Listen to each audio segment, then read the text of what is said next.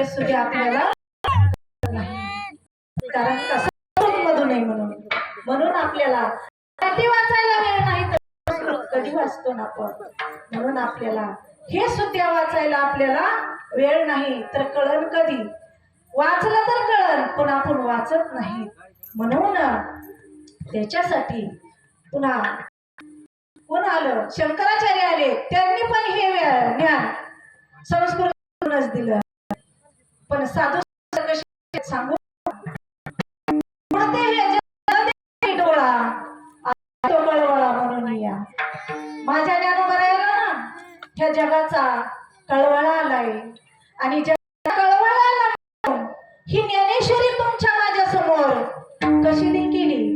मराठीतून ज्ञानेश्वरी लिहून दिली तेव्हा ती ज्ञानेश्वरी तुम्हाला मला कळायला लागली नाही तर संस्कृत कळत नव्हतं माझ्या ज्ञानोबरायाला वाटलं बुडते हे जनने दे कमी डोळा आणि येतो कळवळा म्हणून या कळवळा प्रत्येकाच्या जीवाला साधू संताला कळवळा असतो साधकाचा बाकीच्याला नसतो कळवळा म्हणून शेवटच्या चरणात तुकोबराया सांगतात की तुका म्हणे सद्गुरु सेवा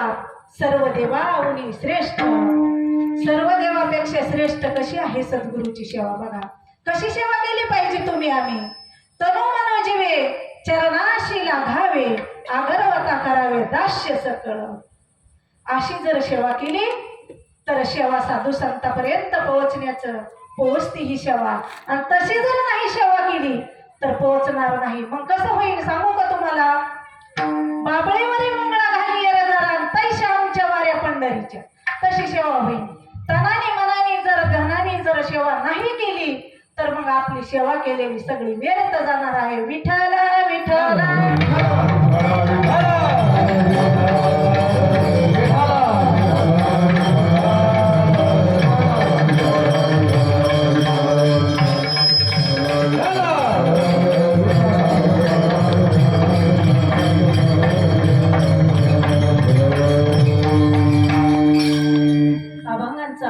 सरळ सरळ भावार्थ सांगण्याचा प्रयत्न केला आहे